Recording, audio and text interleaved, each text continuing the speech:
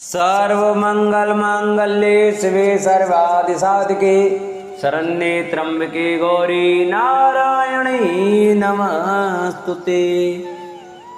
नारायणं नमस्कृत्य नरं चैव नरोत्तमं देवीं सरस्वतीं व्यासं ततो जयमुदीरे। जय श्री कृष्ण। प्रिय भक्तजनों, आज आप सुने शिव महापुराण के 10वें अध्याय की कथा। इसमें पृथ्वी आदि से निर्मित देव प्रतिमाओं के पूजन की विधि, उनके लिए नैवेद्य का विचार, पूजन के विभिन्न उपचारों का फल, विशेष मास वार तिथि एवं नक्षत्रों के योग में पूजन का विशेष फल तथा लिंग के वैज्ञानिक स्वरूप का विवेचन। इस कथा का वर्णन सुने।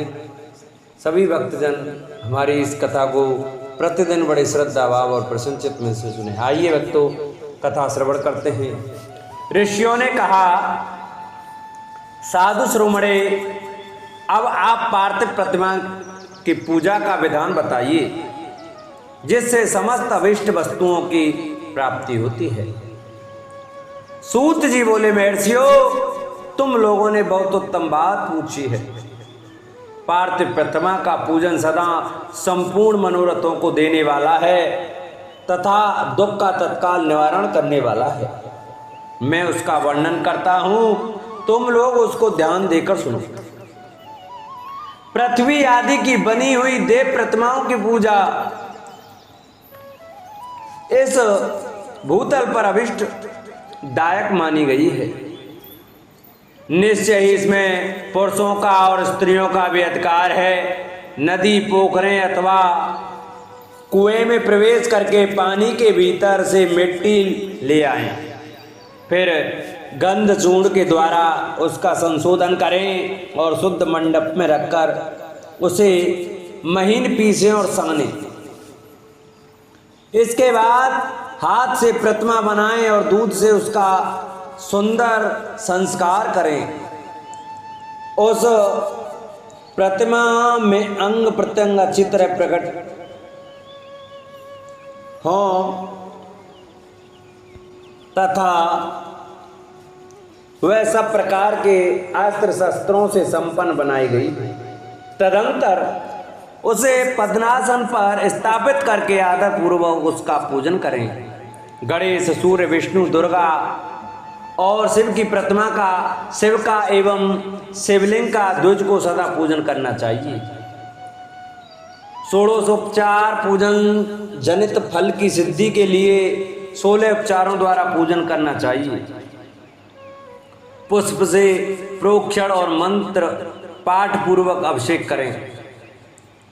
अगहनी के चावल से नैवेद्य तैयार करें। सारा नैवेद्य एक कुटुंब लगभग पाव भर होना चाहिए। घर में पार्थिव पूजन के लिए एक कुड़व और बाहर किसी मनुष्य द्वारा स्थापित शिवलिंग के पूजन के लिए एक प्रस्त शीर व नैवेद्य तैयार करना आवश्यक है।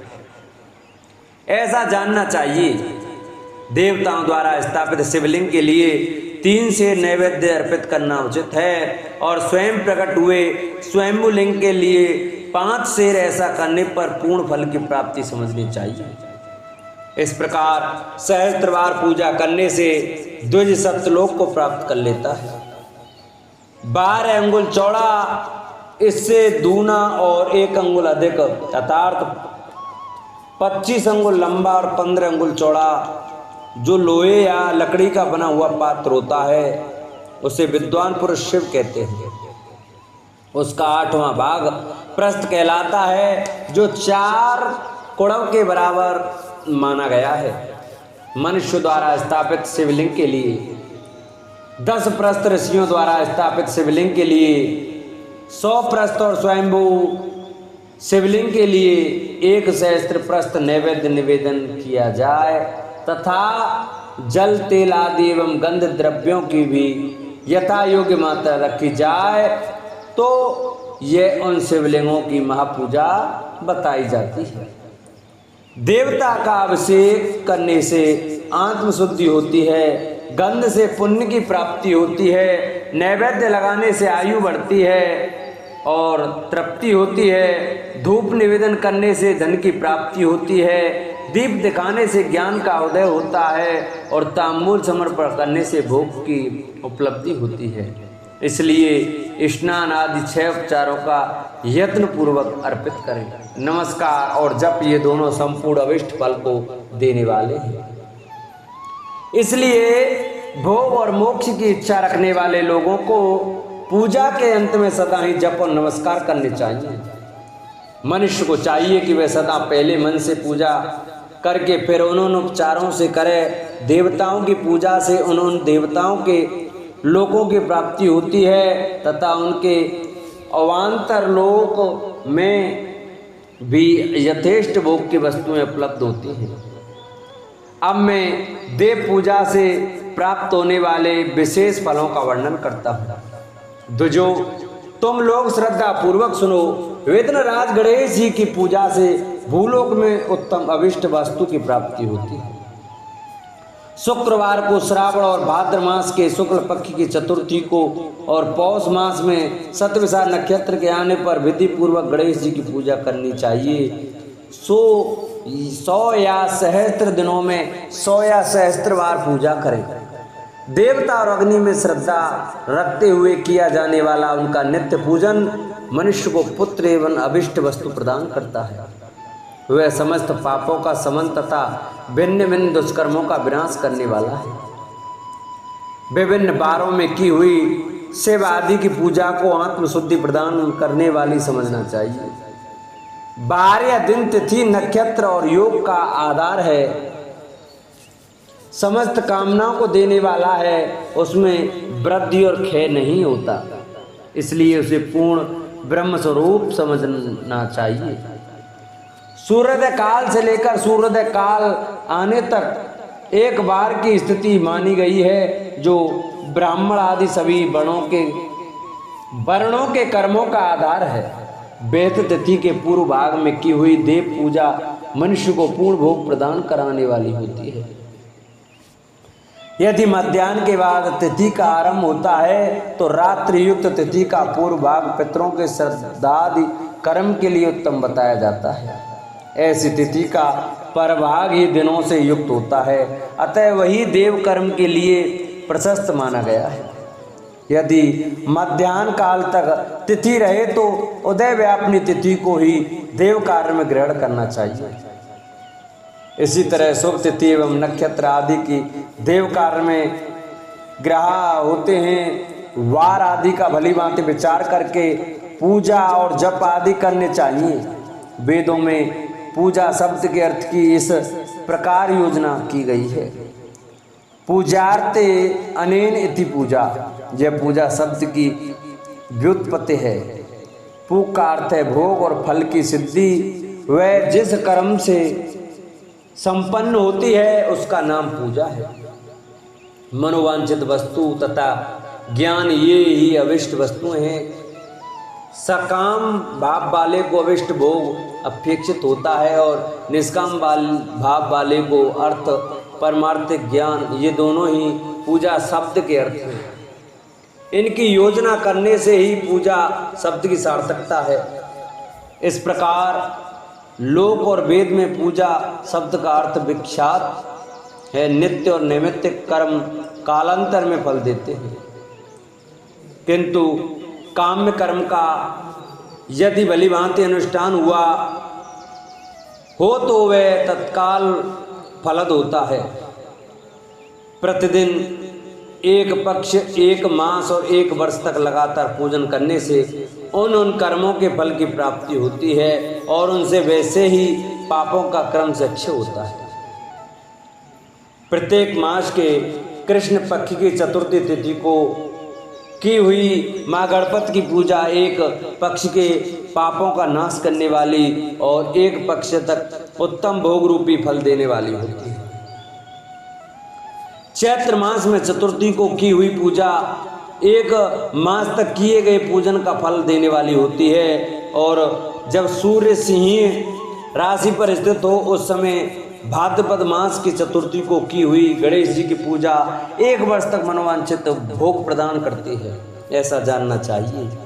श्रावण मास के रविवार को हस्त नक्षत्र में युक्त सप्तमी तिथि को तथा माघ शुक्ला सप्तमी को भगवान सूर्य का पूजन करना चाहिए। ज्येष्ठ तथा भाद्रपद मासों के बुधवार को श्रवण नक्षत्र से युक्त द्वादशी तिथि को तथा केवल द्वादशी को भी किया गया भगवान विष्णु का पूजन अभिष्ट संपत्ति को देने वाला माना गया है। श्रावण मास में की जाने वाली श्री हरि की पूजा अभिष्ट मनोरथ और आरोग्य प्रदान करने वाली होती है। अंगों एवं उपकरणों सहित पूर्वोक्त गौ आदि 12 वस्तुओं का दान करने से जिस फल की प्राप्ति होती है उसी को द्वादशी तिथि में आराधना द्वारा श्री विष्णु की तृप्ति करके मनुष्य प्राप्त कर लेता है। जो द्वादशी तिथि को भगवान विष्णु के 12 नामों द्वारा 12 ब्राह्मणों का षोडोपचार पूजन करता है वह उनकी प्रसन्नता प्राप्त कर लेता है। इसी प्रकार संपूर्ण देवताओं के विभिन्न 12 नामों द्वारा किया हुआ 12 ब्राह्मणों का पूजन उन देवताओं को प्रसन्न करने वाला होता है। कर्क की संक्रांति से युक्त श्रावण मास में नवमी तिथि को मृगशिरा नक्षत्र के योग में अंबिका का पूजन करें। वे संपूर्ण मनोवांछित भोगों और फलों को देने वाली हैं। ऐश्वर्य की इच्छा रखने वाले पुरुष को उस दिन अवश्य उनकी पूजा करनी चाहिए। अश्विन मास के शुक्ल पक्ष की नवमी तिथि संपूर्ण अभिष्ट फलों को देने वाली है। उसी मास के कृष्ण पक्ष की चतुर्दशी को यदि रविवार पड़ा हो तो उस दिन का महत्व विशेष बढ़ जाता है। उसके साथ ही यदि आद्रा और महाद्रा सूर्य संक्रांति से युक्त आद्रा का योग हो तो उक्त अवसरों पर की हुई शिव पूजा का विशेष महत्व माना गया है। माघ कृष्ण चतुर्दशी को की हुई शिव की पूजा संपूर्ण अभिष्ट फलों को देने वाली है। वह मनुष्यों की आयु बढ़ाती, मृत्यु कष्ट को दूर हटाती और समस्त सिद्धियों की प्राप्ति कराती है। जेठ मास में चतुर्दशी को यदि महाद्रा का योग हो अथवा मार्गशीर्ष मास में किसी भी तिथि को यदि आद्रा नक्षत्र हो तो उस अवसर पर विभिन्न वस्तुओं की बनी हुई मूर्ति के रूप में शिव की जो 16 उपचारों से पूजा करता है उस पुण्यात्मा के चरणों का दर्शन करना चाहिए। भगवान शिव की पूजा मनुष्यों को भोग और मोक्ष देने वाली है, ऐसा जानना चाहिए। कार्तिक मास में प्रत्येक बार और तिथि आदि में महादेव जी की पूजा का विशेष महत्व है। कार्तिक मास आने पर विद्वान पुरुष दान, तप, होम, जप और नियम आदि के द्वारा समस्त देवताओं का षोडोपचारों से पूजन करें।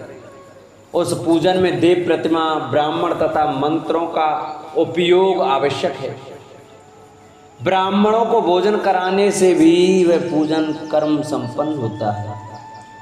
पूजक को चाहिए कि वह कामनाओं को त्याग कर पीड़ा रहित शांत हो देव आराधना में तत्पर रहे।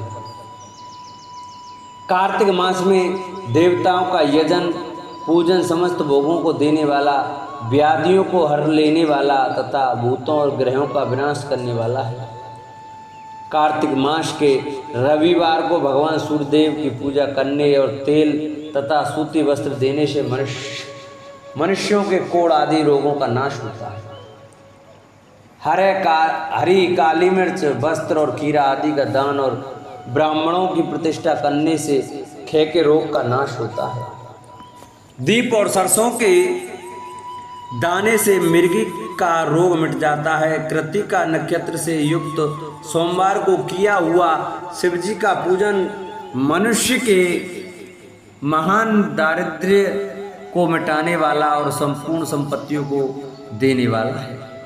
घर की आवश्यक सामग्रियों के साथ गृह और क्षेत्र आदि का दान करने से भी उक्त फल की प्राप्ति होती है। कृत्तिका युक्त मंगलवारों को श्री स्कंद का पूजन करने से तथा दीपक एवं घंटा आदि का दान देने से मनुष्यों को शीघ्र ही वाक सिद्धि प्राप्त हो जाती है। उनके मुंह से निकली हुई हर एक बात सत्य होती है। कृत्तिका युक्त बुधवारों को किया हुआ श्री विष्णु का यजन तथा दही भात का दान मनुष्य को उत्तम संतान की प्राप्ति कराने वाला होता है। कृत का युक्त गुरुवारों को धन से ब्रह्मा जी का पूजन तथा मधु सोना और घी का दान करने से मनुष्य के भोग वैभव की वृद्धि होती है।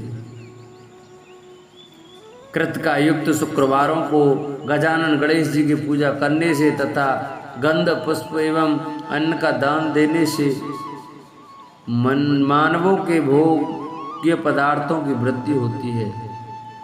उस दिन सोना चांदी आदि का दान करने से बंध्या को भी उत्तम पुत्र की प्राप्ति होती है। कृत का युक्त शनिवार को दिक्पालों की वंदना, दिग्गजों, नागों और सेतुपालों का पूजन, त्रिनेत्रधारी रुद्र, पापहारी विष्णु तथा ज्ञानदाता ब्रह्मा का आराधना और धनवंतरी एवं दोनों अश्विनी कुमारों का पूजन करने से रोग, दुर्मम, मृत्यु एवं अकाल मृत्यु का निवारण होता है तथा तत्कालिक व्याधियों की शांति हो जाती है। नमक, लोहा, तेल और उड़द आदि का त्रिकूट, सौंठ, पीपल और गोल मिर्च, फल, गंध और जल आदि का तथा घृत आदि द्रव्य पदार्थों का और स्वर्ण, मोती आदि कठोर वस्तुओं का भी दान करने से स्वर्गलोक की प्राप्ति होती है। इनमें से नमक आदि का मान कम से कम 1 प्रस्त सिर होना चाहिए और स्वर्ण आदि का मान कम से कम 1 पल। धन की संक्रांति से युक्त पौष मास में उस काल में शिव आदि समस्त देवताओं का पूजन क्रम से समस्त सिद्धियों की प्राप्ति कराने वाला होता है। इस पूजन में अगेनी के चावल से तैयार किए गए हविष्य का नैवेद्य उत्तम बताया जाता है। पौष मास में नाना प्रकार के अन्न का नैवेद्य विशेष महत्व रखता है। मार्गशीर्ष मास में केवल अन्न का दान करने वाले मनुष्य को ही संपूर्ण अभीष्ट फलों की प्राप्ति हो जाती है। मार्गशीर्ष मास में अन्न का दान करने वाले मनुष्य के सारे पाप नष्ट हो जाते हैं। वह अभीष्ट सिद्धि, आरोग्य, धर्म, वेद का सम्यक ज्ञान, उत्तम अनुष्ठान का फल, इहलोक और परलोक में महान भोग, अंत में सनातन योग, मोक्ष तथा वेदांत ज्ञान की सिद्धि प्राप्त कर लेता है। जो भोग की इच्छा रखने वाला है वह मनुष्य मार्गशीर्ष मास आने पर कम से कम 3 दिन भी उस काल में अवश्य देवताओं का पूजन करे और पौष मास को पूजन से खाली न जाने दे। उस काल से लेकर संगव काल तक ही पौष मास में पूजन का विशेष महत्व बताया गया है। पौष मास में पूरे महीने भर जितेंद्रिय और निराहार रहकर द्विज प्रातः काल से मध्याह्न काल तक वेद माता गायत्री का जप करे। तत्पश्चात रात को सोने के समय तक पंचाक्षर आदि मंत्रों का जप करे। ऐसा करने वाला ब्राह्मण ज्ञान पाकर शरीर छूटने के बाद मोक्ष प्राप्त कर लेता है। द्विजेतर नर नारियों को त्रिकाल स्नान और पंचाक्षर मंत्र के ही निरंतर जप से विशुद्ध ज्ञान प्राप्त हो जाता है। इष्ट मंत्रों का सदा जप करने से बड़े पापों का भी नाश हो जाता है। सारा चराचर जगत बिंदु नाद स्वरूप है, बिंदु शक्ति है और नाद शिव। इस तरह यह जगत शिव शक्ति स्वरूप ही है। नाद बिंदु का और बिंदु इस जगत का आधार हैं। ये बिंदु और नाद शक्ति और शिव संपूर्ण जगत के आधार रूप से स्थित हैं। बिंदु और नाद से युक्त सब कुछ शिव स्वरूप है, क्योंकि वही सब का आधार है। आधार में ही आधे का समावेश अथवा लय होता है, यही सकलीकरण है। इस सकलीकरण की स्थिति से ही सृष्टि काल में जगत का प्रादुर्भाव होता है, इसमें संशय नहीं है। शिवलिंग बिंदु नाद स्वरूप है, अतः उसे जगत का कारण बताया जाता है। बिंदु देव और नाद शिव इन दोनों का संयुक्त रूप ही शिवलिंग कहलाता है। अतः जन्म के संकट से छुटकारा पाने के लिए शिवलिंग की पूजा करनी चाहिए। बिंदु रूपा देवी उमा माता हैं और नाद स्वरूप भगवान शिव पिता। इन माता पिता के पूजित होने से परमानंद की प्राप्ति होती है। अतः परमानंद का लाभ लेने के लिए शिवलिंग का विशेष रूप से पूजन करें। देवी उमा जगत की माता हैं और भगवान शिव जगत के पिता, जो इनकी सेवा करता है उस पुत्र पर इन दोनों माता पिता की कृपा नित्य अधिकाधिक बढ़ती रहती है। वे पूजक पर कृपा करके उसे अपना आंतरिक ऐश्वर्य प्रदान करते हैं। अतः मुनीश्वरों, आंतरिक आनंद की प्राप्ति के लिए शिवलिंग को माता पिता का स्वरूप मानकर उसकी पूजा करनी चाहिए। भर्ग शिव पुरुष रूप हैं और भर्गा शिवा अथवा शक्ति प्रकृति कहलाती है। अव्यक्त आंतरिक अधिष्ठान रूप गर्भ को पुरुष कहते हैं और संयुक्त आंतरिक अधिष्ठान भूत गर्भ को प्रकृति। पुरुष आदि गर्भ है, वह प्राकृतिक रूप गर्भ से युक्त होने के कारण गर्भवान है, क्योंकि वही प्रकृति का जनक है। प्रकृति में जो पुरुष का संयोग होता है, यही पुरुष से उसका प्रथम जन्म कहलाता है। अव्यक्त प्रकृति से मैं तत्व आदि के क्रम से जो जगत का व्यक्त होना है, यही उस प्रकृति का द्वितीय जन्म कहलाता है। जीव पुरुष से ही बारंबार जन्म और मृत्यु को प्राप्त होता है। माया द्वारा अन्य रूप से प्रकट किया जाना ही उसका जन्म कहलाता है। जीव का शरीर जन्म काल से ही जीर्ण, छह भाव विकारों से युक्त होने लगता है, इसलिए उसे जीव संज्ञा दी गई है। जो जन्म लेता और विविध पासों द्वारा तनाव बंधन में पड़ता है, उसका नाम जीव है। जन्म और बंधन जीव शब्द का अर्थ है। अतः जन्म मृत्यु रूपी बंधन की निवृत्ति के लिए जन्म के अधिष्ठान भूत मातृ पितृ स्वरूप शिवलिंग का पूजन करना चाहिए। गाय का दूध, गाय का दही और गाय का घी, इन तीनों को पूजन के लिए शहद और शक्कर के साथ पृथक पृथक भी रखें और इन सब को मिलाकर सम्मिलित रूप से पंचामृत भी तैयार कर लें। इनके द्वारा शिवलिंग का अभिषेक एवं स्नान कराएं। फिर गाय के दूध और अन्न के मेल से नैवेद्य तैयार करके प्रणव मंत्र के उच्चारण पूर्वक उसे भगवान शिव को अर्पित करें। संपूर्ण प्रणव को शिवलिंग कहते हैं। स्वयंभुलिंग नाद स्वरूप होने के कारण नादलिंग कहा गया है। यंत्र या अर्घा बिंदु स्वरूप होने के कारण बिंदु लिंग के रूप में विख्यात है। उसमें अचल रूप से प्रतिष्ठित जो शिवलिंग है वह मकार स्वरूप है, इसलिए मकार लिंग कहलाता है। सवारी निकालने आदि के लिए जो चरलिंग होता है वह ओकार स्वरूप होने से ओकार लिंग कहा गया है। तथा पूजा की दीक्षा देने वाले जो गुरु या आचार्य हैं, उनका विग्रह आकार का प्रतीक होने से आकार लिंग माना गया है। इस प्रकार अकार, उकार, मकार, बिंदु, नाद और ध्वनि के रूप में लिंग के 6 भेद हैं। इन 6 लिंगों की नित्य पूजा करने से साधक जीवन मुक्त हो जाता है, इसमें संशय नहीं है। बोल शिव महापुराण की जय। प्रिय भक्तजनों, आज की कथा को हम यहीं विश्राम करते हैं। कल की कथा हम आपको कल सुनाएंगे। तो जिन भक्तों को हमारी ऐसे महापुराण की कथा वीडियो अच्छी लगी हो, वो हमारी वीडियो को ज़्यादा से ज़्यादा शेयर करें। जिन्होंने चैनल को सब्सक्राइब नहीं किया है, वो चैनल को सब्सक्राइब करें, वीडियो को लाइक करें और कमेंट में ओम नमः शिवाय अवश्य लिखें।